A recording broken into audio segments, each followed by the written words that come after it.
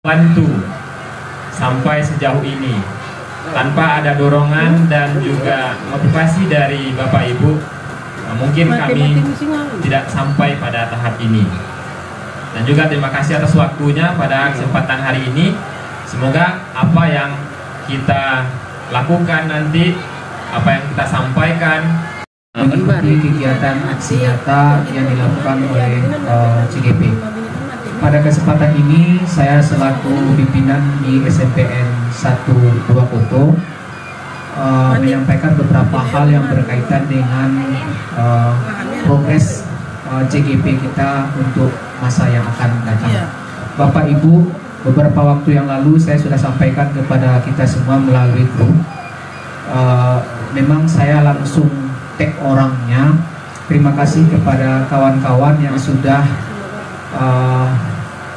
mendaftar melalui SIP PKB-nya masing-masing untuk kegiatan CGP Angkatan 11. Bapak Ibu, tanpa terasa Angkatan 9 ini telah mau mengakhiri modul 1. Sekarang sudah 1.4. Bapak Ibu, untuk CGP ini ada 3 modul. Artinya hampir mendekati separuh kawan-kawan kita ini telah berjalan. Jadi oleh sebab itu ini menjadi bahan bagi kawan-kawan yang lain, seperti kemarin ada yang sudah mendaftar, Yuni Arisanti, Okian Sartika, kemudian Ibu Nila. Saya tentu berharap banyak kepada kita semuanya, seperti kepada si Reski, Brica, ya, selesaikan pendaftaran ini.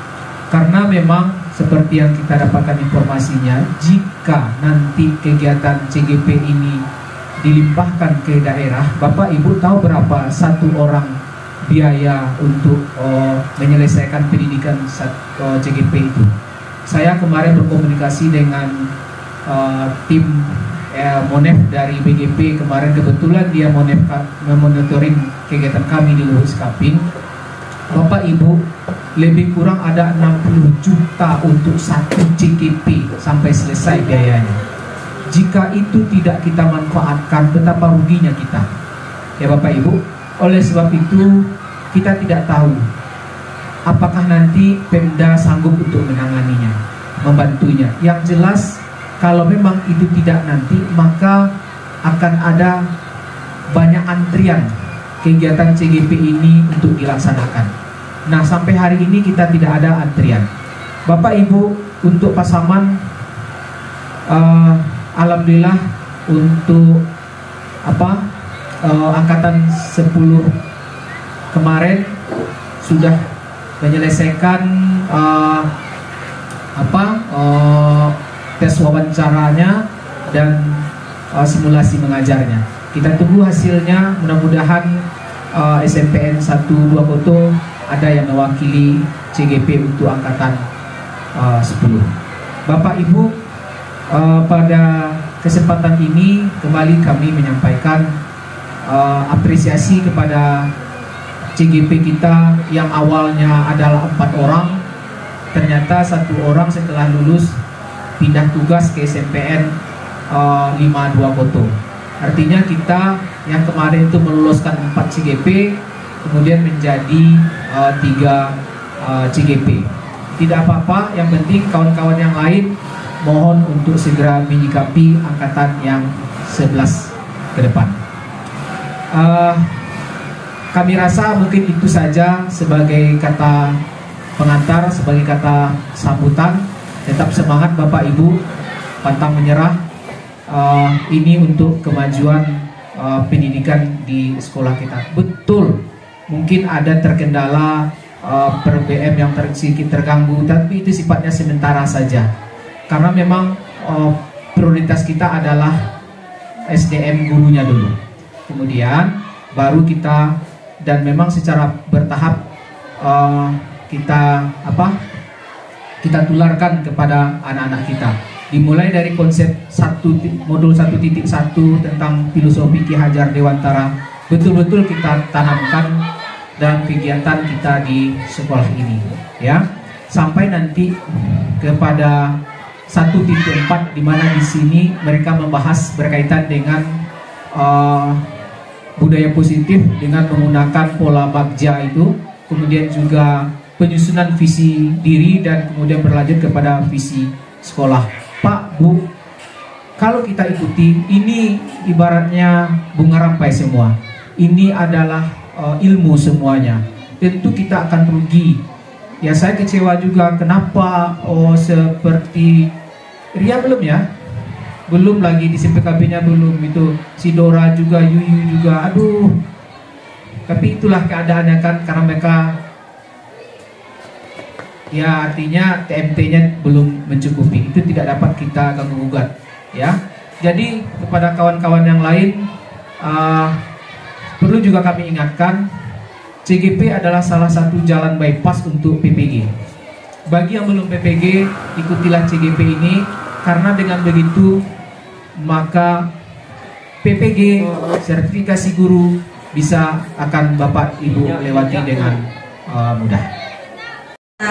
Ucapkan kepada Allah Subhanahu wa Ta'ala yang telah memberikan nikmat kesehatan dan kesempatan kepada kita semua, sehingga pada pagi hari ini kita dapat hadir di sini bersama-sama di ruang guru Majelis Guru SMP Negeri 1 Dua Koto ini dalam keadaan sehat dan tak kurang suatu apapun juga.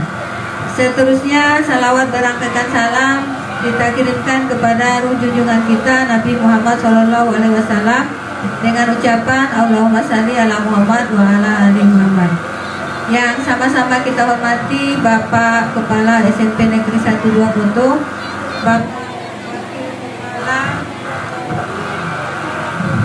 Bapak Wakil Kepala Bidang Kurikulum dan Bidang Kesiswaan yang alhamdulillah bersama-sama dengan kita hari ini. Istimewa sekali kepada Bapak Ibu Majelis Guru, karyawan-karyawati yang telah berkenan meluangkan waktunya untuk mendengarkan materi tentang pemaparan materi tentang budaya positif yang insya Allah nanti akan disampaikan oleh kami bertiga, saya sendiri, Pak Rudi Hartono dan Ibu Aprida Seri. Namun sebelumnya, sebelum kami masuk kepada materi, ada sedikit yang ingin kami sampaikan kepada Bapak Ibu Guru terkait dengan kegiatan kami akhir-akhir ini sebagai guru penggerak. Ya, calon guru penggerak, belum lagi guru penggerak. Yang pertama sekali kami sangat berterima kasih kepada Bapak Kepala Sekolah yang telah memberikan dukungan yang sangat tinggi kami rasa terhadap segala sesuatu yang terkait dengan pelaksanaan program calon guru penggerak di sini. Program pendidikan guru penggerak tersebut dimotivasi, difasilitasi dan juga selalu diberi kemudahan kepada kami agar semua rangkaian kegiatan, tugas dan segala macamnya memang dapat dukungan penuh dari kepala sekolah. Sekali lagi untuk hal itu kami mengucapkan terima kasih. Kemudian juga kepada Bapak Ibu Guru yang kami juga mohon maaf yang sebesar-besarnya jika akhir-akhir ini mungkin banyak kegiatan belajar kita di sekolah yang sedikit mungkin agak terkendala dalam tanda petik karena berbagai kegiatan yang kami lakukan. Contohnya saja, mulai dari hari Selasa kemarin Ibu Aprida Seri melakukan pendampingan individu yang didatangi oleh pengajar praktiknya. Hari Rabunya menyusul Pak Rudi Hartono, dan hari Kamis kami sendiri pun datang pula pengajar praktiknya untuk mendampingi kami. Sebenarnya kami sudah atur sedemikian rupa supaya PP kami itu datang di sini pas kami tidak mengajar. Cuma saja kebetulan saja untuk pendampingan kedua ini kami memang butuh kehadiran dari Bapak Ibu Guru sebagai peserta dalam diskusi tersebut. Untuk itu mungkin ada beberapa majelis guru Bapak Ibu yang sempat terganggu BBM-nya karena kegiatan tersebut. Sekali lagi kami mohon maaf. Dan juga untuk ada juga mungkin Bapak Ibu yang memang tidak ikut ke ruangan diskusi, cuma saja karena memang di sebelah mungkin bersedia ikut ke ruang diskusi sehingga agak terganggu belajarnya.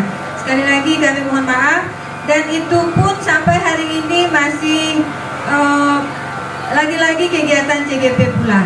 Bahkan sampai besok ya Pak ya, besok ada pula kegiatan lokakarya di Lubuk Skaping. Mungkin kembali lagi kegiatan PPM-nya ya dari kami sendiri mungkin tidak sebagaimana yang kita harapkan berjalannya PPM kita. Namun kami sudah berupaya semaksimal mungkin untuk mengkondisikan supaya meskipun nanti untuk acara besok tidak bisa kami hadir di sini, kami berusaha semampu kami untuk mengkondisikan supaya paling tidak Bapak Ibu yang mengajar di sebelah tidak terganggu dengan ketidakhadiran kami di sekolah ini. Jadi sekali lagi mohon maaf dan mohon pengertiannya. Ini merupakan rangkaian dari tugas kami sebagai calon guru penggerak, dan itu memang bukan maunya kami, memang prosedurnya seperti itu. Untuk itu ya harapan atau pengertian dari Bapak Ibu terlebih dahulu kami ucapkan terima kasih. Baik Bapak Ibu, seperti yang disampaikan oleh Pak Rudi tadi, bahwa dalam kegiatan kita kali ini itu adalah aksi nyata untuk modul 1.4, dan dalam hal ini nanti judul besarnya di sini adalah budaya positif. Dari judulnya besarnya saja mungkin kita semua sudah mulai mengerti dan paham bagaimana yang selama ini budaya yang ada di sekolah kita itu, ya mungkin itu kita anggap sesuatu hal yang wajar, sesuatu hal yang boleh-boleh saja. Ternyata di kesempatan ini banyak sedikitnya nanti kami akan menyampaikan kepada Bapak Ibu guru bagaimana seharusnya kita sebagai seorang guru memperlakukan budaya positif di sekolah kita, yang tentunya sesuai dengan pembelajaran yang berpihak kepada murid dan bukan sesuai dengan keinginan kita. Dalam hal ini mohon maaf sebelumnya, kami minta maaf, kami bukan maksudnya untuk menggurui atau mendikte, menganggap kami lebih pandai, lebih bisa dari Bapak Ibu guru, sama sekali tidak. Ya, yang pertama memang kalau dari luarnya mungkin kelihatan di sini untuk memenuhi tugas dari CGP, tapi pada hakikatnya enggak. Memang tuntutan dari guru penggerak tersebut harus menggerakkan atau mengubah paradigma kita yang selama ini mungkin ada yang tidak pada tempatnya.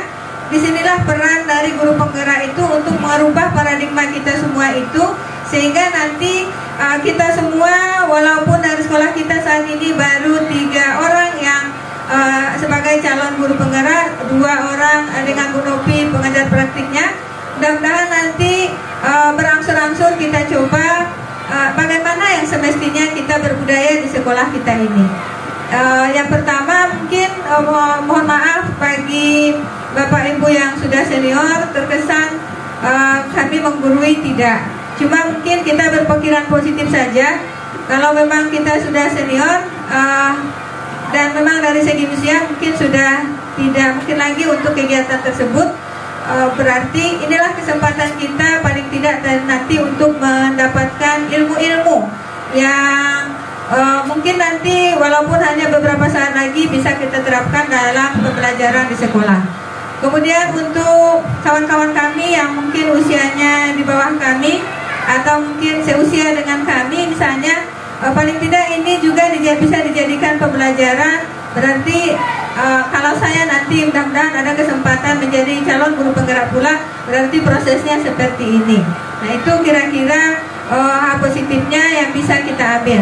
Sebagaimana kata Bu Leni tadi, paling tidak dengan adanya kegiatan guru penggerak ini, adalah mengalir sedikit, mengalir biarpun tidak banyak Bu Delia, mengalir juga ilmunya sedikit-sedikit, ya walaupun ala kadarnya mengalir juga snacknya kata Bu Leni tadi. Nah sekali lagi di sini mungkin waktu kita untuk mulai membudayakan bagaimana yang positif sebenarnya di sekolah kita tersebut. Baik Bapak Ibu, sebagaimana yang disampaikan oleh Pak Rudi tadi bahwa untuk modul budaya positif di sini ada 6 subtopik nanti yang akan dibicarakan. Yang pertama adalah disiplin positif dan nilai-nilai kebajikan yang universal. Kemudian yang keduanya teori motivasi, hukuman, penghargaan dan restitusi. Dalam hal ini nanti kami akan menyampaikan pemaparan materinya. Kemudian 2 berikutnya keyakinan kelas dan kebutuhan dasar manusia dan dunia berkualitas. Ini nanti akan disampaikan oleh Bapak Rudi Hartono. Sementara untuk poin ke-5 dan ke-6 restitusi 5 posisi kontrol dan restitusi segitiga restitusi ini akan disampaikan oleh Ibu Aprida Seri. Baik, untuk jatah kami poin 1 dan 2. Sebelum ke situ kita lihat pertanyaan pemantik berikut ini. Ini ada 3 pertanyaan pemantik. Kita diminta menyatakan pendapat kita setuju atau tidak setuju dengan 3 hal ini. Yang pertama, hukuman itu dapat mendisiplinkan anak. Ada pernyataan yang mengatakan hukuman itu dapat mendisiplinkan anak. Kira-kira bagaimana pendapatnya Bu Yes? Untuk yang pertama itu, setuju atau enggak Bu Yes? Bahwa hukuman itu dapat mendisiplinkan anak? Tidak setuju. Yang lainnya bisa jadi jawabannya mungkin setuju atau mungkin reagen sikon.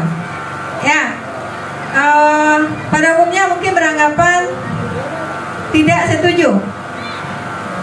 Yang kedua, pertanyaan pemantik kedua, silakan kita sendiri jawab dalam hati. Yang kedua, pemberian hukuman dengan hal positif seperti membaca atau membersihkan halaman sekolah dapat meningkatkan disiplin anak.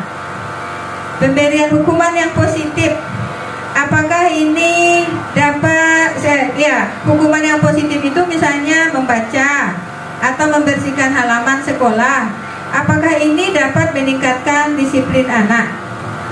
Kira-kira bagaimana? Setuju atau tidak? Bisa jadi setuju ya. Benar atau tidaknya lagi-lagi nanti kita lihat. Yang ketiga, memberi penghargaan dapat meningkatkan motivasi belajar anak. Memberi penghargaan, sangat setuju. Jadi tadi sekilas, walaupun belum tentu semuanya ya. Untuk yang pertama, Bapak Ibu setuju kalau hukuman itu dapat, tidak setuju jika dikatakan bahwa hukuman itu dapat mendisiplinkan anak. Yang kedua, setuju, agak-agak setuju jika dikatakan bahwa pemberian hukuman dengan hal positif seperti membaca atau membersihkan halaman sekolah dapat meningkatkan disiplin anak. Dan sangat setuju jika dikatakan memberi penghargaan dapat meningkatkan motivasi belajar anak. Ya, apa yang Bapak Ibu jawab tadi itu belum tentu bisa kami katakan sepenuhnya benar. Karena nanti ada teori-teori yang menjelaskan bagaimana kita memberi hukuman, bagaimana kita memberi motivasi, dan bagaimana kita memberi kontrol kepada peserta didik kita. Baik Bapak Ibu, sebelum kita lanjutkan, untuk materi pertama, disiplin positif dan nilai-nilai kebajikan universal, ini ada sebuah perubahan paradigma. Ya, namanya kegiatan kepalan tangan. Kepalan tangan. Bu Rica, tolong dibaca Bu Rica.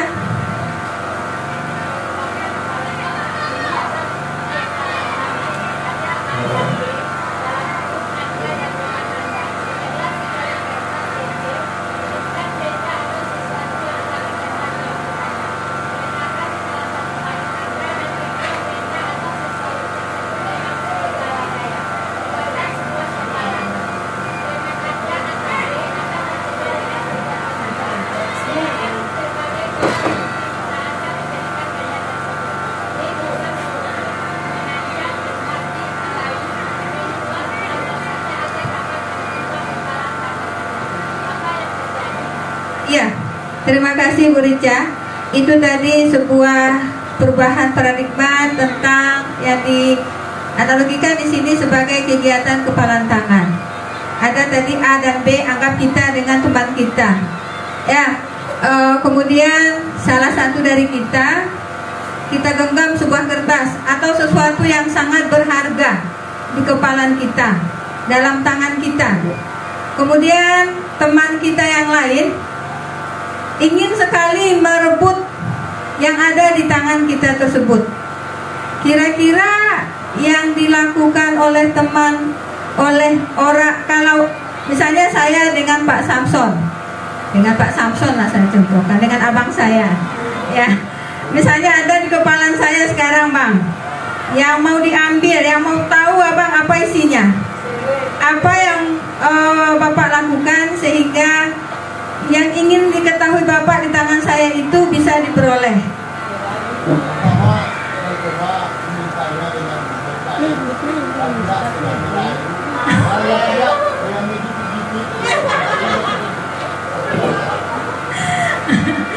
Sampai akhirnya dengan berbagai cara tadi kalau kita dengar ya, dengan berbagai cara di segala daya dan upaya dicobakan agar apa yang diinginkan tadi bisa diperoleh.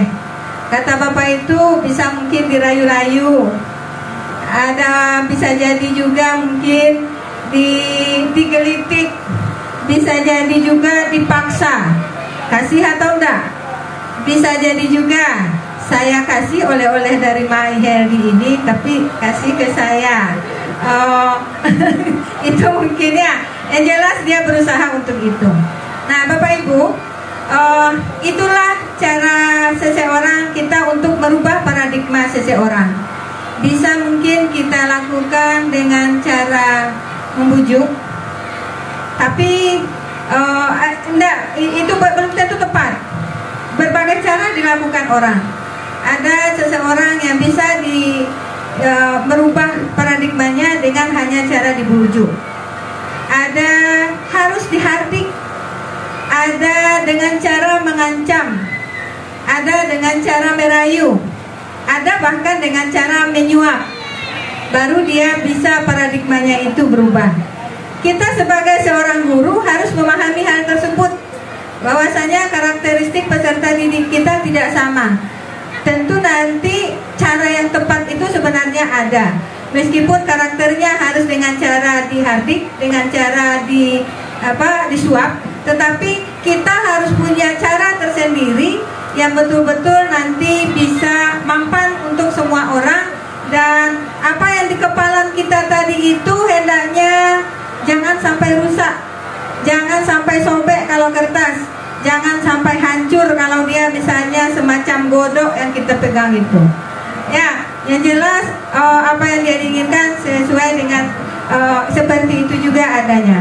Baik Bapak Ibu, ini dia salah satu contoh bagaimana kita merubah paradigma kita di sini, juga mungkin nanti untuk anak-anak didik kita di kelas nantinya terutama.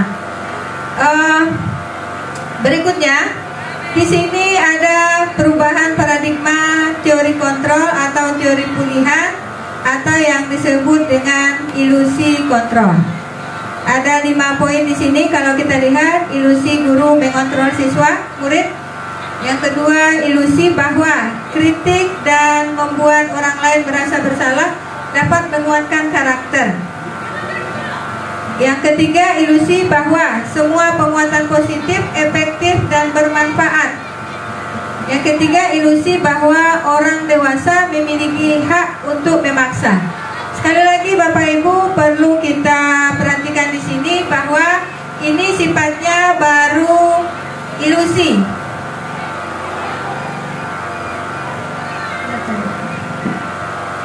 Baru ilusi, belum tentu ini benar. Belum tentu semuanya.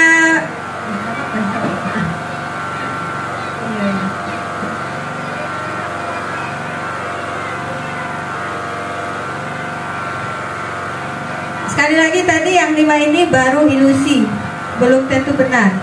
Ya, belum tentu nanti bahwa orang DI kita itu harus punya hak untuk menghargai anak. Enggak, Belum tentu orang dewasa itu bahwa dengan mengkritik bisa membuat orang menguatkan karakternya, belum tentu. Ya, sekali lagi ini baru ilusi. Kita lihat bagian yang lainnya. Coba lihat di sini, perubahan paradigma stimulus respon menjadi teori kontrol atau teori pilihan. Siapa sesungguhnya yang memiliki kontrol itu? Ada dua kolom di sini. Di kolom pertama itu adalah stimulus respon. Di kolom kedua adalah teori kontrol atau teori pilihan.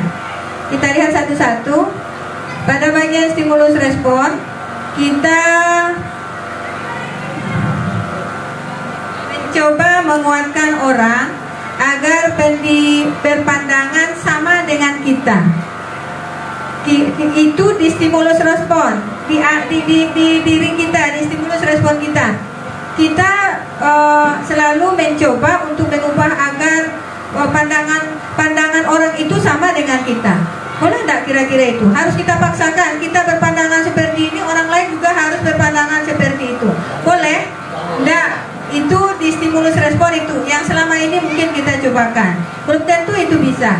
Harusnya bagaimana? Kita harus berusaha memahami pandangan orang lain tentang dunia. Ya, harus paham kita. Dia berpandangan seperti itu, kita berpandangan seperti ini, sah-sah saja. Kita berpandangan berbeda. Itu harus kita pahami sebagai seorang guru. Yang kedua, perilaku buruk dilihat sebagai sesuatu kesalahan. Jika orang lain berperilaku buruk, langsung kita memvonis itu salah. Padahal secara teori kontrol atau secara teori pilihan, semua perilaku memiliki tujuan. Dia berperilaku buruk seperti itu bisa jadi karena ada tujuannya. Bisa jadi mungkin dia ingin dihargai, bisa jadi dia ingin diperhatikan, bisa jadi hal itu tidak dia peroleh di rumah dan segala macam. Ada tujuannya. Jangan langsung kita katakan itu salah, kita vonis langsung.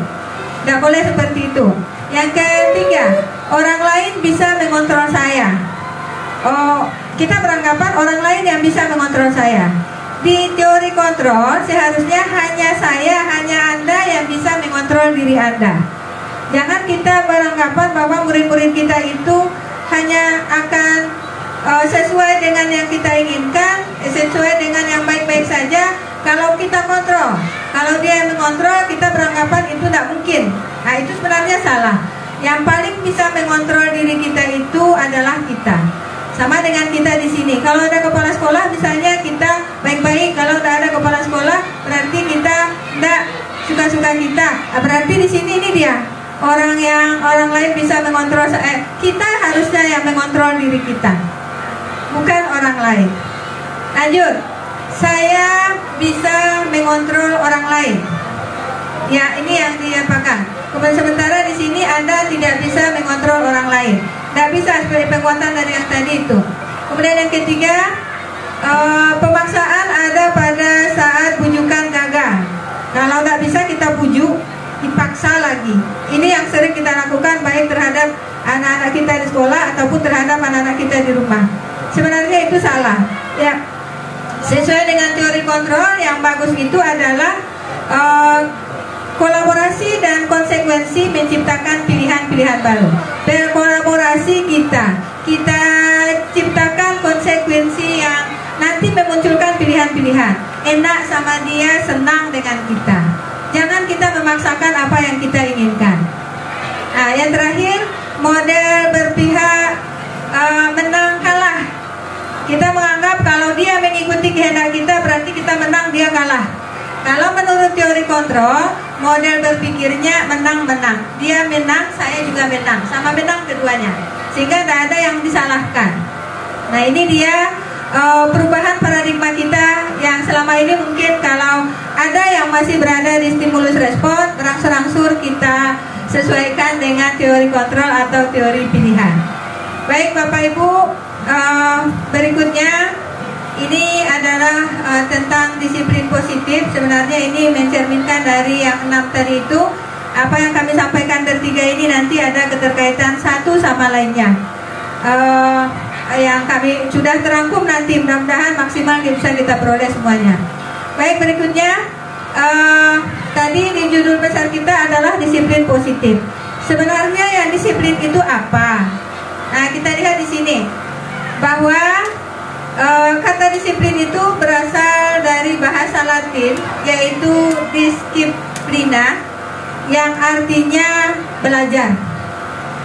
Makna asal dari kata ini berkonotasi dengan disiplin diri dari murid-murid Socrates dan Plato. Ini mungkin pembuat teorinya ini ya.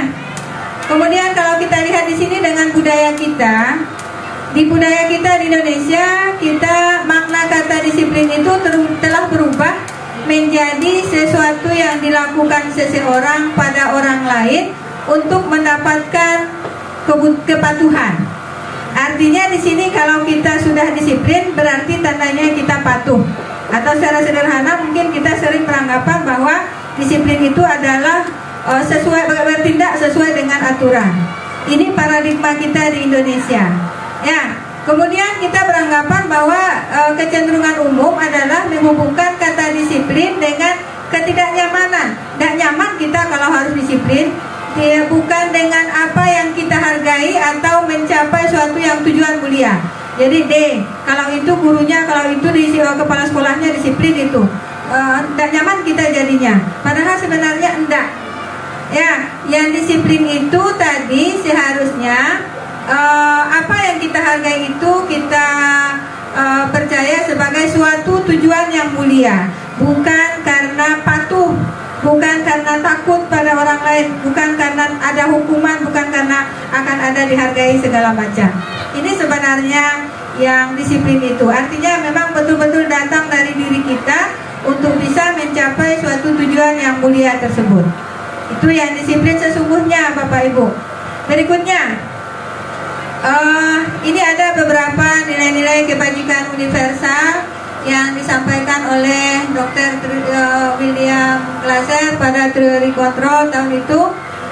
Kalau kita singkat saja kita sampaikan, kalau di yang poin ketiga di sini bahwa nilai-nilai kebajikan yang ingin dicapai oleh setiap anak Indonesia yaitu sesuai dengan profil pelajar Pancasila. Yang profil pelajar Pancasila itu ada 6 elemen dia. Ini nilai-nilai kebajikannya. Yang pertama, beriman bertakwa kepada Tuhan Yang Maha Esa dan berakhlak mulia. Yang kedua, mandiri. Yang ketiga, bernalar kritis. Yang keempat, berkebinekaan global. Yang keempat, bergotong royong. Dan yang kelima,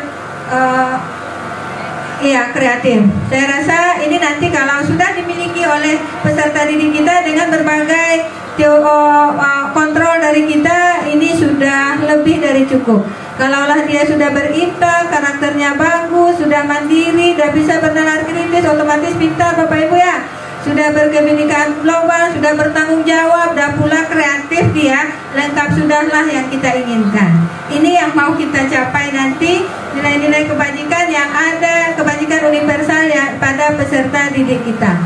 Baik Bapak Ibu, itu tadi tentang materi pertama, tentang dari bagian pertama dari budaya positif. Satu lagi yang bagian kami di sini ada yang namanya teori motivasi, hukuman, penghargaan, restitusi. 4 istilah: motivasi, hukuman, penghargaan, dan restitusi.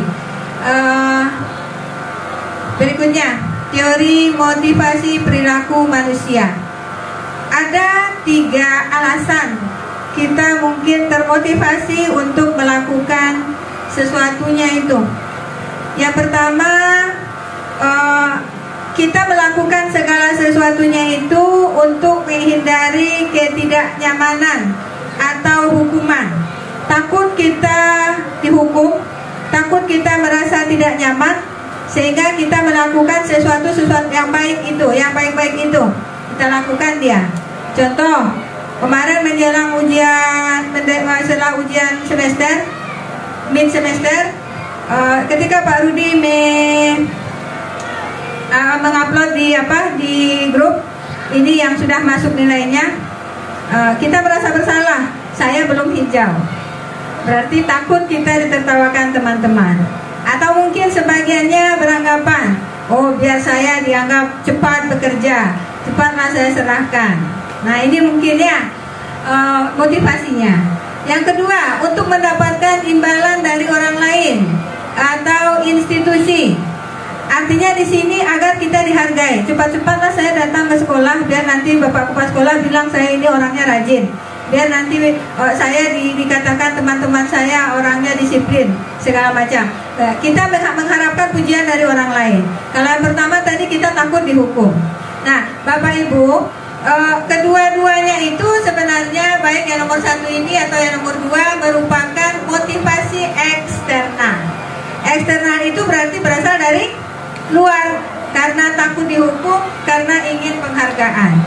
Ini seharusnya bukan kita melakukan suatu kebaikan itu bukan karena yang dua hal ini, tetapi yang bagusnya itu karena apa? Yang ketiga ini, harusnya yang ketiga ini, untuk menghargai diri sendiri.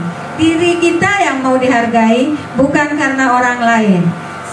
Saya akan menjadi orang yang seperti apabila saya melakukannya. Contoh, saya datang tepat waktu ke sekolah supaya saya bisa menjadi orang yang bisa menghargai waktu, supaya saya bisa menjadi teladan bagi anak-anak saya, dan itu nanti bisa mengubah perilaku mereka pula. Nah itu yang hendaknya kita tanamkan di dalam hati kita, bukan karena yang tadi itu. Sekali lagi Bapak Ibu, itu tentu berangsur-angsur. Inilah dia yang namanya motivasi internal. Memang motivasi yang datang dari dalam diri kita sendiri.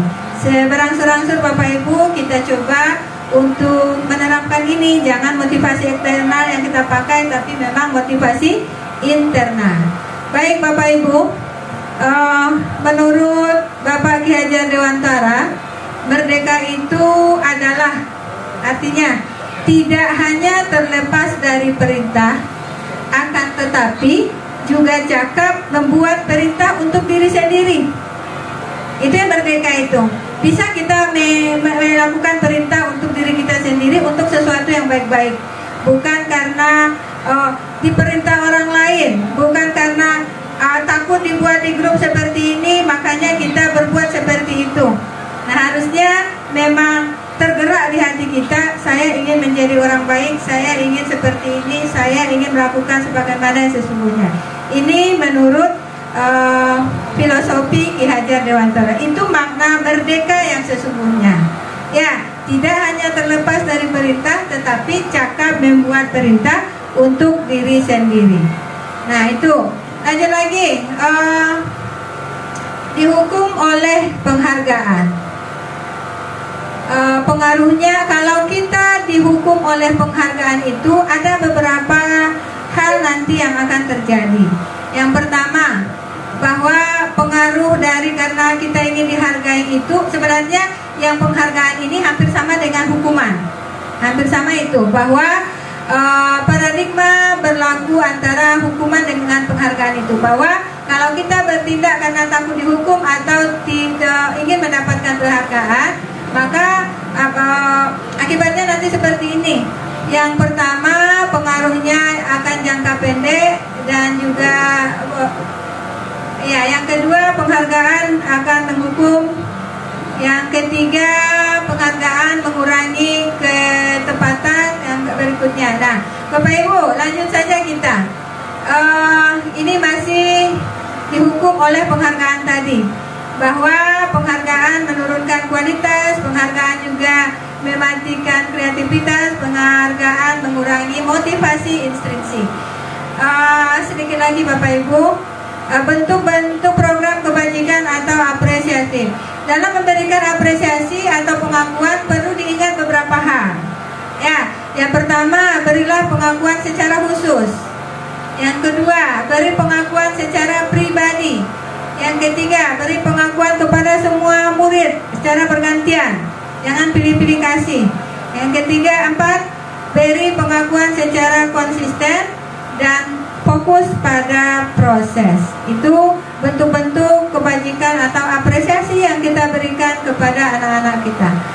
Berikutnya, ini adalah bagaimana kita contohnya bagaimana kita memberikan pengakuan atau apresiasi kebaikan kepada anak-anak kita.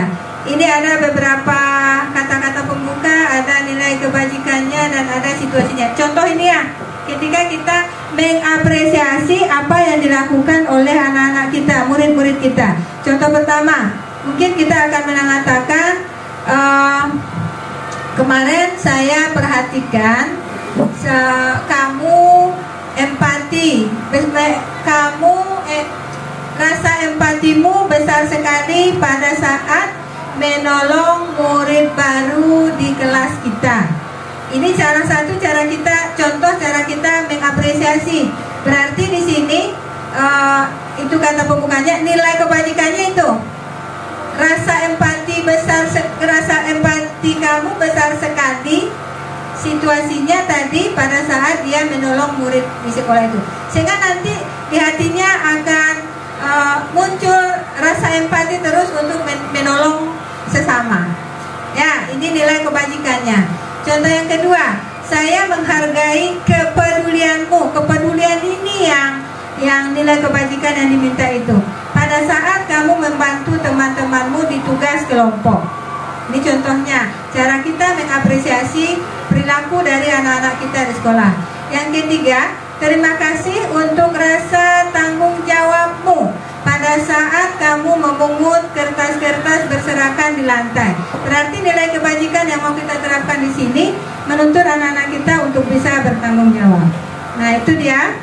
Nah, berikutnya ini adalah beberapa contoh tindakan guru yang mau kita kelompokkan.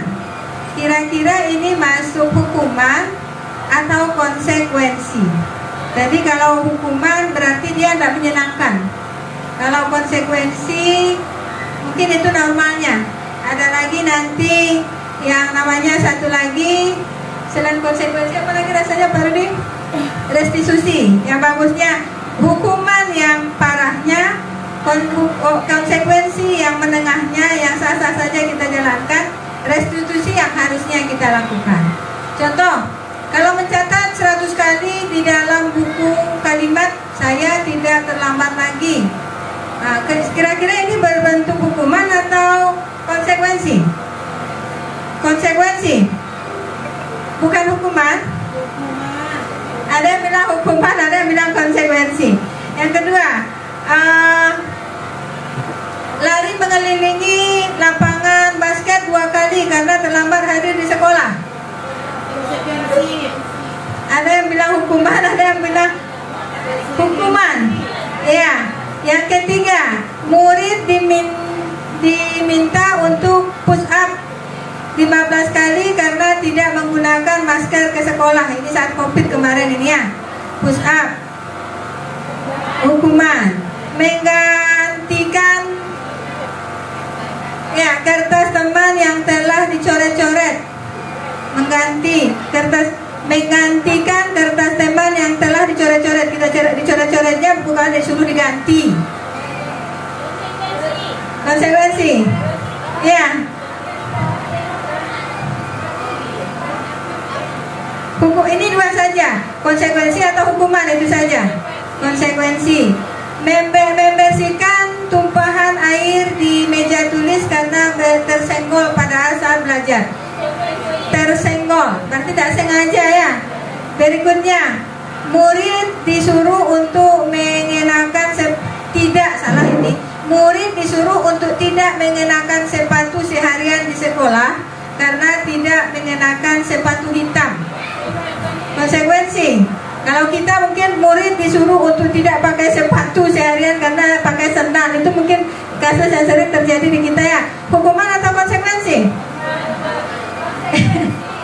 Berikutnya, lari mengelilingi lapangan basket 2 kali karena terlambat 10 menit untuk pelajaran PJOK. Karena PJOK mungkin saja jadi. Nah, yang benarnya apa itu? Nah, ini dia. Jadi kalau tadi berlari mengelilingi mencatat 100 kali itu adalah hukuman. Ya, bukan konsekuensi. Lari mengelilingi lapangan juga masih konsekuensi untuk umum ya, bukan untuk PJOK tadi. diminta untuk push up 15 kali juga masih hukuman. Mengganti kertas tugas teman yang telah dicoret-coret baru ini konsekuensi. Tandanya di sini masih selamat datang Ibu pengawas. Ya Bu. Lanjut, membersihkan lantai dari tumpahan karena tersenggol. Itu tadi konsekuensi karena tidak sengaja disenggol ya. Berikutnya murid disuruh push up, itu juga termasuk hukuman. Dan terakhir tadi karena dia mata pelajarannya PJOK, itu adalah konsekuensi. Nah, baik Bapak Ibu, sedikit lagi kita lanjutkan bahwa hukuman dan konsekuensi itu bedanya di sini. Ini dia bedanya. Kalau lanjut Pak, lanjut saya ini Pak ya.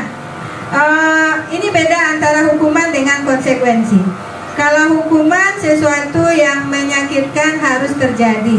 Sementara kalau konsekuensi sesuatu memang harus terjadi. Kemudian yang kedua, hukuman membuat anak sakit baik fisik maupun hatinya untuk jangka waktu yang lama. Sementara kalau konsekuensi membuat anak merasa tidak nyaman hanya dalam jangka waktu yang pendek. Kemudian yang ketiga, anak membenci kedisiplinan. Kalau konsekuensi anak menghargai kedisiplinan.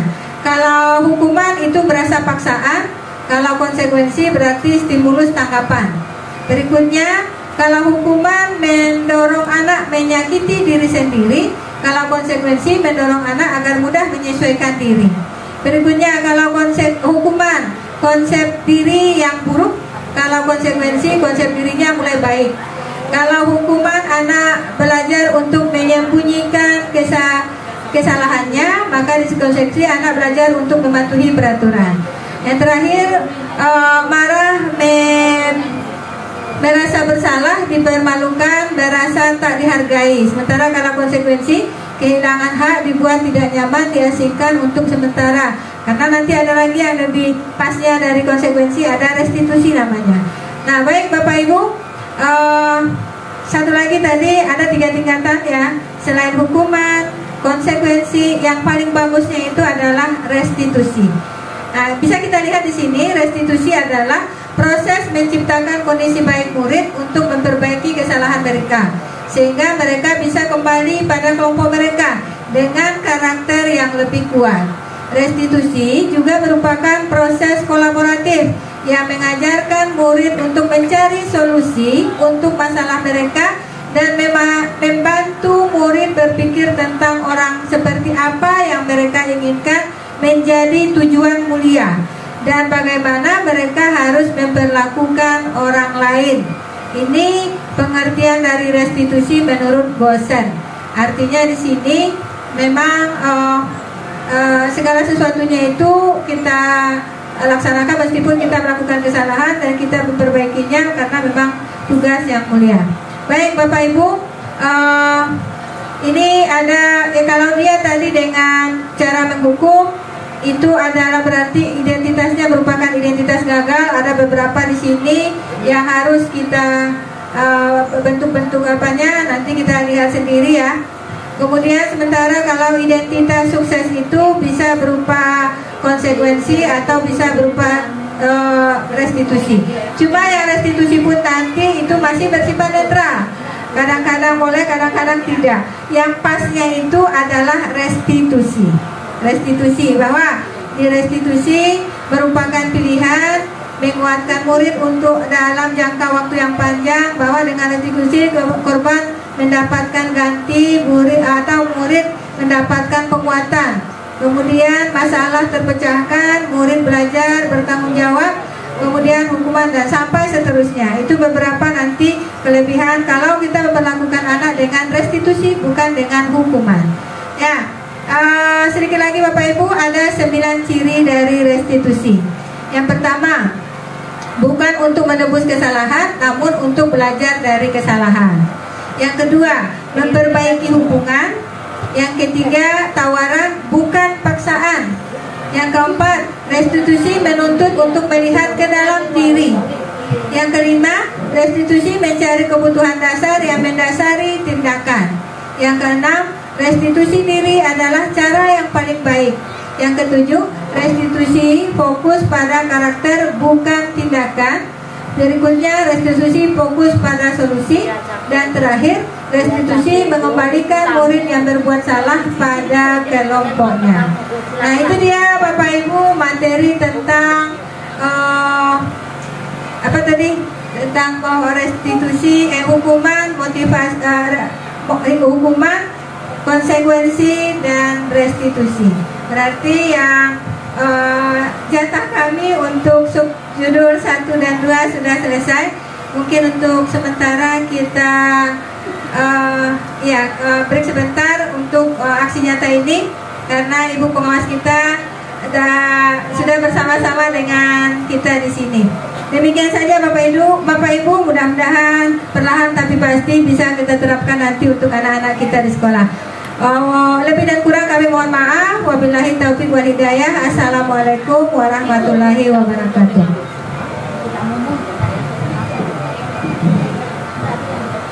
Baik Bapak Ibu, kita ucapkan terima kasih dan kita berikan apresiasi kepada Bu Ayu.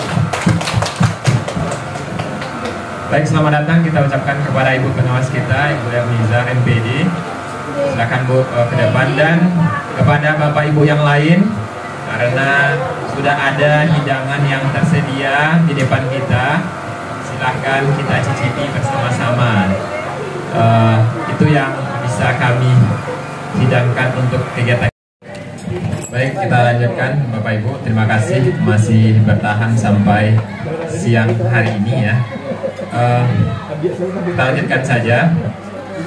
Materi berikutnya yang akan kami sampaikan terkait dengan budaya positif itu Bapak Ibu, ada keyakinan kelas ya. Sebagaimana yang sudah kita dengar juga, dan kami yakin Bapak Ibu sudah pernah mendengar istilah ini pada kurikulum Merdeka, ada istilah keyakinan kelas.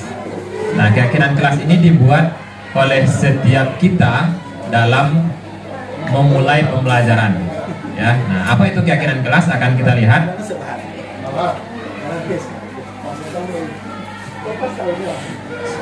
Dengan menjawab pertanyaan ini saja dulu ya. Kita mulai pertanyaan ini kita dulu Bapak Ibu. Mengapa tidak peraturan saja namanya? Mengapa harus keyakinan kelas? Ya. Nah, kita jawab melalui pertanyaan ini. Mengapa kira-kira Bapak Ibu kita memiliki peraturan harus menggunakan helm bila mengendarai kendaraan roda 2? Kira-kira bagaimana Bapak Ibu? Ya, gimana Bu Rica? Untuk keselamatan kita. Nah, sudah dijawab oleh Bu Rica untuk keselamatan kita. Jadi intinya itu adalah sebuah keyakinan kita, bukan karena nanti tidak pakai helm ditilang polisi. Nah, kalau itu jatuhnya ke peraturan ya. Nah, berikutnya lagi, mengapa kita memiliki peraturan 3M menggunakan masker, mencuci tangan, dan menjaga jarak 1,5 meter? Kira-kira gimana Bapak Ibu? Agar kesehatan kita. Oke, terjawab lagi. Mengapa kita memiliki peraturan harus datang tepat waktu pada saat mengikuti pelatihan? Supaya jangan terlambat Pak. Apalagi Bapak Ibu? Seluruh materinya dapat, bukan karena nanti dipotong honornya, bukan kan Pak? Bukan. Nah, berarti iya Pak. Berarti dari apa yang Bapak Ibu sampaikan itu sudah termasuk keyakinan dari Bapak Ibu masing-masing kan ada karena paksa segala macam. Nah, itu sebenarnya yang akan kita sampaikan ke anak-anak kita tentang apa yang harus dilakukan itu. Nah, itu yang disebut dengan keyakinan kelas. Jadi keyakinan kelas atau nanti lebih besarnya keyakinan sekolah itu gunanya untuk mendukung motivasi intrinsik seperti yang disampaikan oleh Bu Ayu tadi. Ada motivasi itu ada eksternal, ada dari internal. Nah, keyakinan kelas itu adalah untuk mendukung motivasi dari intrinsik atau dari dalam diri ya. Nah, untuk mencapai keyakinan kelas itu Bapak Ibu itu butuh proses ya. Dari yang selama ini tentu tidak mungkin langsung berubah drastis ke keyakinan kelas. Nah, tetapi kita berangsur-angsur. Sebenarnya yang sudah kita lakukan itu Bapak Ibu tidak ada yang salah. Hanya karena ada dinamika yang terjadi, maka diharapkan ada beberapa perubahan yang dilakukan supaya sesuai dengan perkembangan zaman ini. Itu sebenarnya. Jadi kita tinggal berubah sedikit lagi, karena selama ini kita sudah menjalankan bersama-sama. Nah, dulu biasanya ada peraturan kelas, ya pasti setiap kita, apalagi wali kelas itu punya aturan di kelas masing-masing. Kita juga guru. Berikutnya peraturan kelas itu merupakan tingkatan yang paling rendah sebenarnya, ya. Nah, setelah peraturan kelas itu nanti akan kita rubah menjadi keyakinan kelas namanya. Itu tahapannya. Kemudian keyakinan kelas akan menimbulkan lingkungan yang positif, ya. Nah, sudah akan menimbulkan lingkungan yang positif kalau sudah terbentuk. Lingkungan positif yang sudah dihasilkan akan menghasilkan namanya budaya positif. Jadi di sana kaitannya Bapak Ibu untuk mendapatkan atau menghasilkan budaya positif seperti judul kita hari ini, dimulai dulu dari tahapan ini, ya. Nah, sekarang kita coba melihat ke depan lagi Bapak Ibu. Di sana ada beberapa pernyataan. Coba kita lihat apakah itu termasuk keyakinan kelas. Yang manakah yang termasuk keyakinan kelas? Yang pertama kita sebelah kiri dulu. Datang tepat waktu, mengucapkan salam. Ada menjaga kebersihan sekolah, berdoa sebelum dan sesudah kegiatan, aktif dalam pembelajaran, kemudian tertib. Sebelah kanan, kami guru dan murid yang saling menyayangi. Kami murid yang semangat belajar. Yang ketiga, kami murid yang peduli dengan teman-teman. Kira-kira menurut Bapak Ibu mana keyakinan kelas? Itu yang keyakinan kelas. Yang sebelah kiri atau sebelah kanan? Kanan. Oke, nanti kita lihat ya jawabannya, yang kiri ataukah yang kanan. Nah, kita lanjut. Untuk mendapatkan keyakinan kelas itu ada beberapa langkah yang bisa dilakukan Bapak Ibu, ya. Nah, diantaranya dengan membuat tabel T atau tabel Y. Nah, kita lihat contohnya seperti ini. Misalnya kita ingin membuat keyakinan kelas untuk saling hormat menghormati. Bagaimana langkah yang kita lakukan? Kalau dengan tabel Y seperti ini, buat terlihat, terdengar dan berperilaku. Jadi terlihat berempati, ya. Kemudian terdengar satu orang berbicara, yuk saya bantu. Itu menunjukkan perilaku. Jadi apa saja yang menunjukkan perilaku hormat, dengan konsepnya di sebelah sini apa yang terlihat, di sini terdengar, di sini nanti apa perilaku yang menunjukkan rasa hormat. Atau dengan tabel T seperti ini. Jadi tampak seperti, dan di sebelah kanannya tidak tampak seperti ini. Langkah membuatnya nanti itu bisa kita praktekkan nanti, ya. Kita lanjut. Nah, sekarang kita coba bedakan antara peraturan dengan keyakinan kelas. Nah, supaya nampak kita bisa menyimpulkan nanti apakah yang dimaksud dengan keyakinan kelas itu. Nah, contohnya ini. Kalau peraturan itu lebih mengekang atau sifatnya lebih ke memaksa. Nah, jadi kalau ke motivasinya jatuhnya motivasi eksternal lagi, bukan internal dari dalam diri siswa atau murid kita. Nah, contoh peraturan: selalu kembalikan buku ke tempatnya, dilarang mengganggu orang lain, hadir di sekolah 15 menit dan seterusnya. Itu bentuk peraturan. Nah, apa bedanya dengan keyakinan kelas? Ini dia keyakinan kelas. Nah, selalu kembalikan buku ke tempatnya bisa kita rubah kalimatnya menjadi keyakinan kelas, itu tanggung jawab. Nah, jadi nampak Bapak Ibu, kalau keyakinan kelas itu sifatnya itu sebuah nilai yang diyakini oleh seluruh anggota kelas tempat kita mengajar atau di sekolah kita, di mana nanti dengan kalimat atau kata itu tergambar lebih luas, ya. Nah, di bawahnya kita dilarang mengganggu orang lain. Kalau keyakinan kelasnya menghormati orang lain. Jadi jika murid kita yakin bahwasanya dia harus menghormati orang lain, pastilah dia tidak akan mengganggu. Tidak perlu dilarang-larang lagi, kan Pak?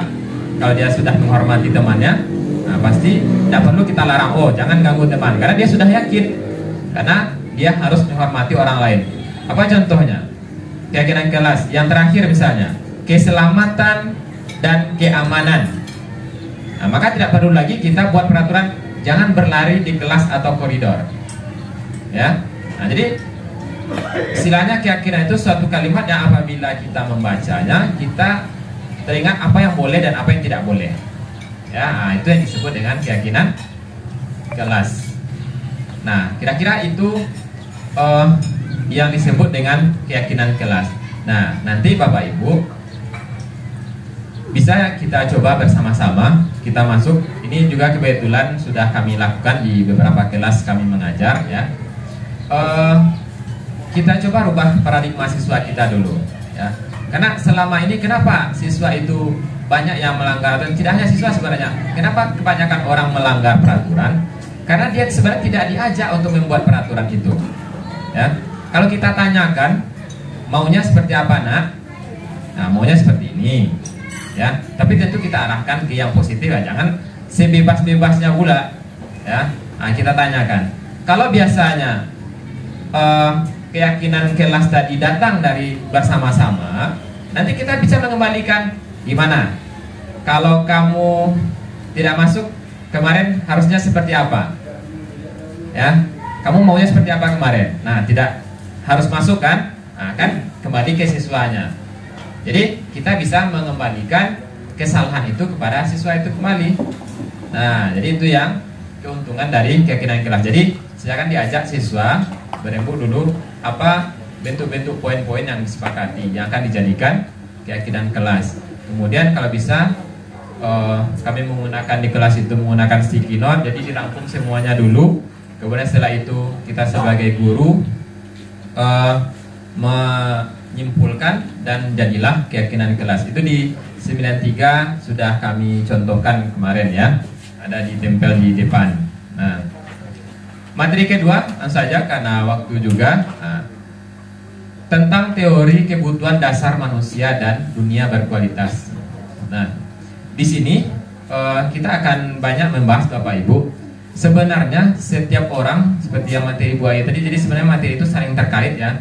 Kalau tadi ada motivasi seseorang melakukan sesuatu itu. Nah, akan berkait sekali dengan kebutuhan dasar manusia. Jadi orang itu akan melakukan sesuatu karena ada kebutuhan dasar yang akan dipenuhinya. Nah, kita lihat sini. Apa sebenarnya kebutuhan dasar manusia? Jadi menurut teorinya,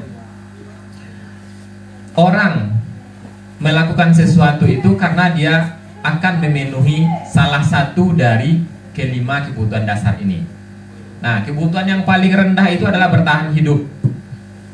Nah, misalnya ada anak kita yang suka mengambil makanan temannya, ya, karena dia memang betul-betul tidak ada duit. Nah, itu termasuk kebutuhan bertahan hidup. Jadi dia sering mengambil makanan atau bahkan lebih parahnya lagi mencuri karena dia memang tidak ada sama sekali.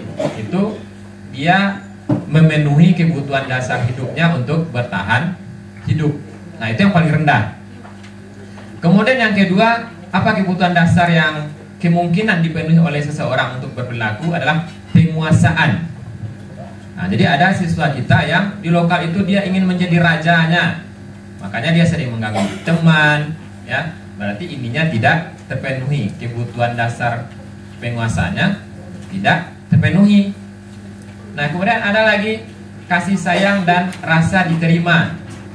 Nah, ada juga anak-anak kita yang mungkin selama ini kurang kasih sayang, maka dia sering juga usil, ya, atau ingin diperhatikan, ya. Nah, berarti dia di rumahnya mungkin kurang rasa kasih sayangnya. Nah, itu kan, Bu. Nah, jadi dia istilah kitanya MPO. Nah, suka menarik perhatian orang. Kalau tidak diperhatikan, ada saja ulahnya. Berarti kebutuhan dasar kasih sayangnya belum terpenuhi. Kemudian yang keempat, kesenangan, ya. Nah, mungkin juga sering kita lihat di lokal kita. Ada anak itu yang tiap sebentar permisi saja, ya, atau dia senang mungkin mengganggu temannya. Misalnya dengan mengganggu itu dia senang, ya, bukan karena dia ingin menjahat sebenarnya. Dengan mengganggu temannya, nanti temannya berteriak, senang hatinya. Berarti ada rasa kebutuhan kesenangannya tidak terpenuhi. Nah, jadi itu yang dimaksud dengan kebutuhan dasar kesenangan. Yang terakhir ada kebutuhan dasar kebebasan. Nah, jadi ada orang itu dia mengerjakan sesuatu karena dia ingin bebas, tidak diatur, ya. Kan ada anak kita itu yang semaunya saja. Masalah baju saya contohnya, suruh masukkan, nah, sebentar masuk nanti keluar lagi, karena dia inginnya bebas, ya. Karena mungkin selama ini dia terkungkung dengan banyak aturan. Nah, dia ingin bebas.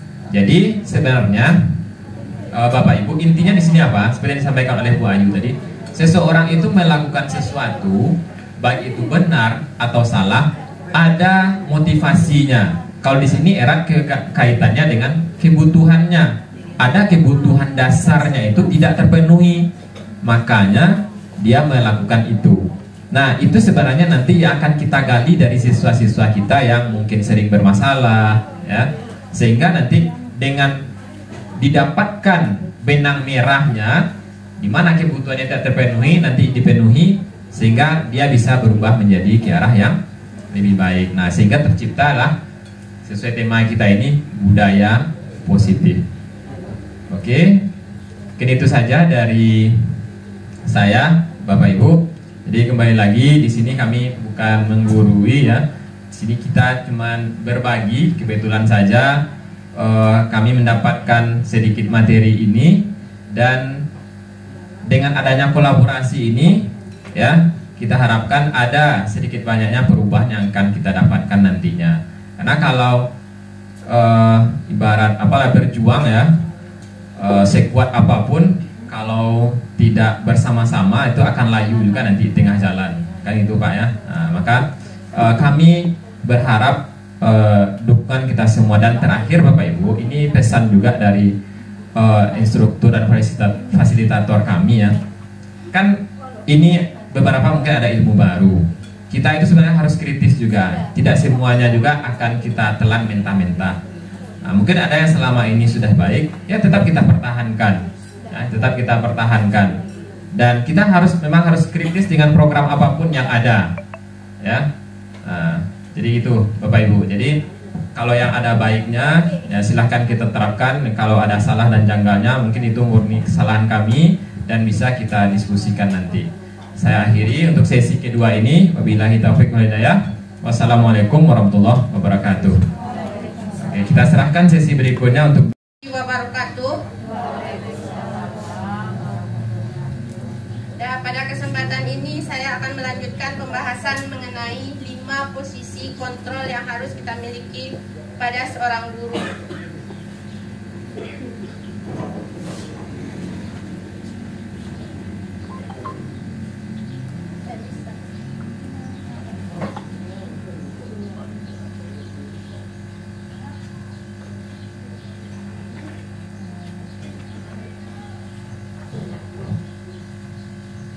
Berdasarkan pada teori kontrol dari Dr. William Glasser, Gosen, ada 5 posisi kontrol guru yang harus diterapkan seorang guru pada proses pembelajaran.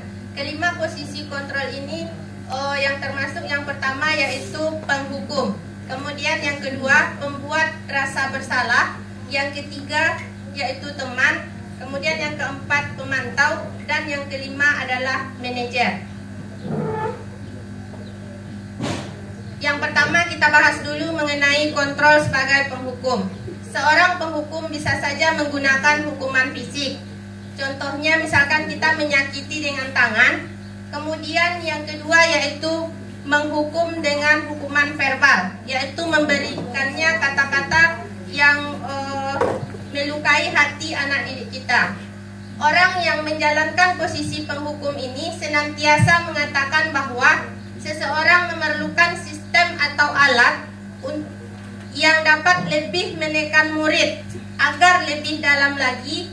Guru-guru yang menerapkan posisi penghukum akan berkata, termasuk mungkin saya sendiri, sebelum saya mempelajari modul 1.4 ini, termasuk mungkin saya sendiri yang sudah pernah melakukan kontrol sebagai penghukum. Contoh, patuhi aturan saya atau awas. Mungkin dari kita pernah kita mengatakan seperti itu kepada murid-murid kita. Tetapi setelah saya belajar pada modul 1.4 ini, ternyata yang selama ini saya lakukan adalah salah. Kemudian kamu selalu saja salah. Yang ketiga, selalu pasti selalu yang terakhir selesai. Berarti kalau kita misalkan melihat siswa kita yang lamban dalam mengerjakan tugas, maka kita akan selalu mengeluarkan kata-kata pasti selalu yang terakhir selesai. Yang di sana nanti itu akan mengakibatkan mental peserta didik kita, dari kata-kata yang kita lontarkan akan menyakiti hati mereka tanpa kita sadari. Kemudian guru yang seperti ini senantiasa percaya hanya ada satu cara agar pembelajaran bisa berhasil, yaitu dengan cara dia atau cara kita guru, tanpa kita melihat apa kekurangan kita, kemudian tanpa melihat apa yang diinginkan peserta didik dalam proses pembelajaran. Kemudian yang kedua, kontrol pembuat merasa bersalah. Di sini biasanya guru akan bersuara lembut. Kemudian pembuat rasa bersalah akan menggunakan keheningan yang membuat orang lain merasa tidak nyaman, bersalah, atau rendah diri. Kata-kata yang pernah kita keluarkan itu termasuk juga saya waktu sebelum saya belajar modul ini. Ibu sangat kecewa sekali dengan kamu. Beberapa kali Bapak harus memberitahu kamu ya. Kemudian gimana coba kalau orang tua kamu tahu kamu berbuat seperti ini? Berarti di sini posisi murid akan memiliki penilaian yang buruk. Kemudian tentang diri mereka, murid tidak merasa berharga dan mengecewakan orang yang disayanginya.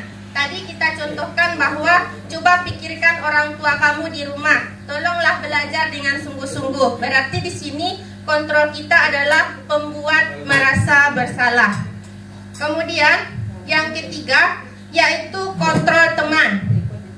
Guru pada posisi ini tidak akan menyakiti murid, namun akan tetap berupaya mengontrol murid melalui persuasi. Berarti ada hubungan dekat antara guru dengan siswa kita. Posisi teman pada guru bisa negatif, bisa positif. Yang pertama kelemahannya yaitu mereka akan menganggap kita apalagi tidak ada batasan. Contohnya misalkan di sini, ayo bantulah demi Bapak ya.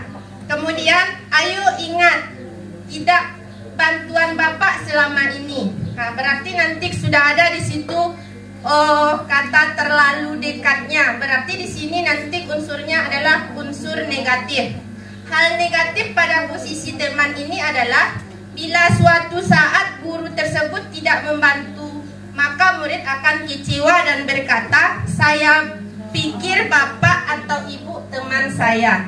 Jadi di sini pada posisi ini posisi yang sama sekali tidak baik untuk kita terapkan pada siswa atau peserta didik kita. Kemudian untuk yang keempat yaitu kontrol pemantau. Memantau berarti kita di sini bertindak sebagai pengawas. Pada saat kita mengawasi, kita bertanggung jawab atas perilaku orang-orang yang kita awasi. Posisi pemantau ini berdasarkan pada peraturan-peraturan dan konsekuensi. Dengan menggunakan sanksi dan konsekuensi, kita dapat memisahkan hubungan pribadi kita dengan murid sebagai seseorang yang menjalankan posisi sebagai pemantau. Pertanyaan yang sering kita ajukan jika kita seorang pemantau yaitu peraturannya apa? Kemudian apa yang telah kamu lakukan?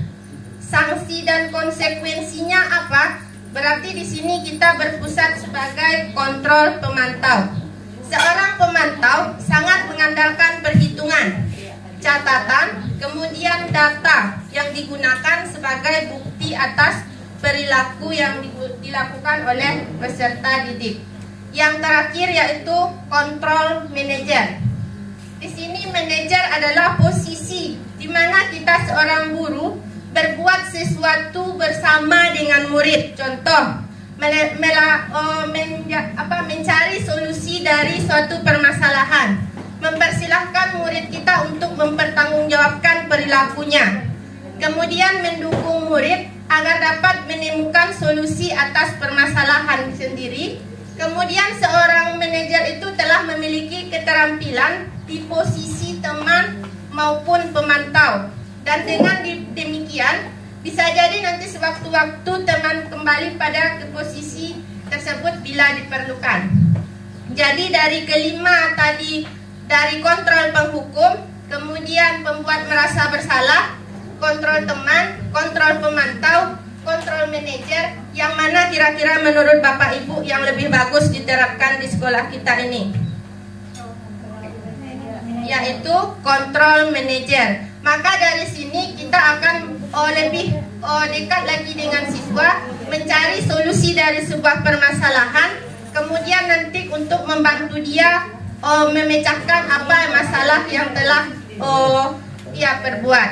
Untuk itu, mari kita lihat video berikut ini dalam segitiga restitusi penyelesaian masalah. Baiklah, karena ada kendala teknis tadi, presentasi dari saya cukupkan sampai di situ. Saya sudahi dengan Assalamualaikum warahmatullahi wabarakatuh.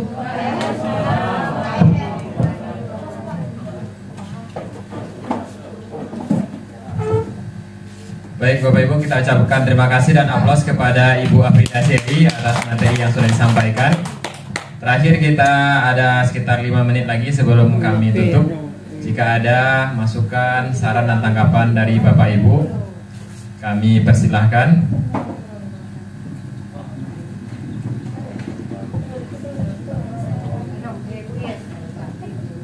Ada Bu?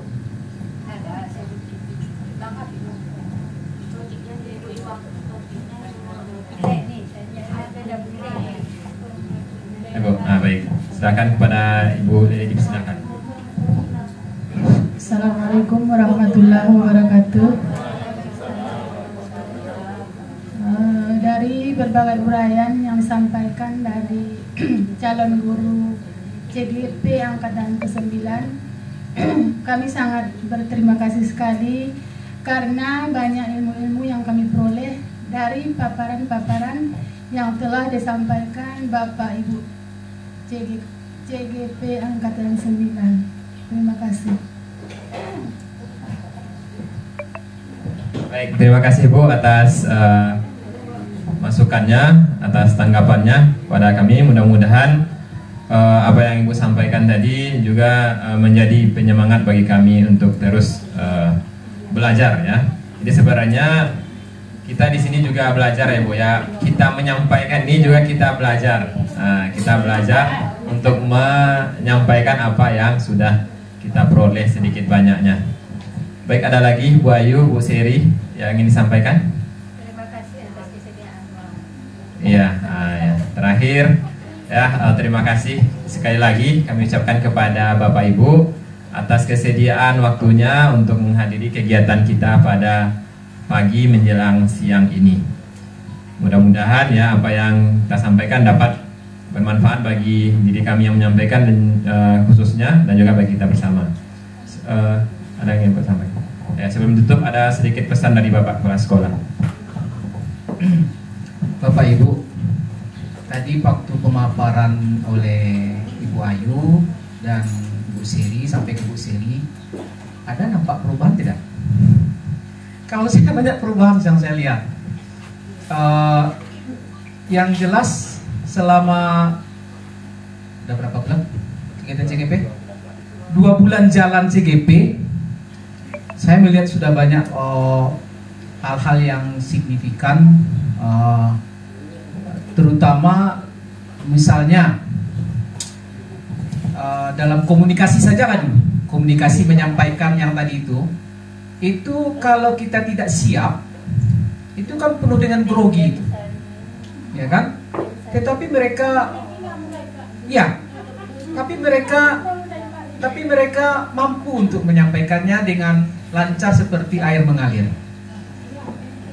Ayo, Bapak Ibu, Depi, dan daftar. Semangat, semangat, Devi, semangat. pokoknya mendaftar. Ya, minta bantuan nanti sama Pak Rudi kapan perlu minta apanya, deskriptif apanya. Iya, esainya. Nanti di ATM saja, amati, tiru, modifikasi.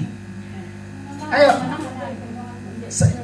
Ini hal yang kecil saja dulu ya Bapak Ibu ya. Hal yang kecil saja dulu yang kita lihat bersama. Tampil di depan bersama-sama kawan-kawan ini tidak semudah, betul Leli, tidak semudah yang seperti yang kita bayangkan. Ya.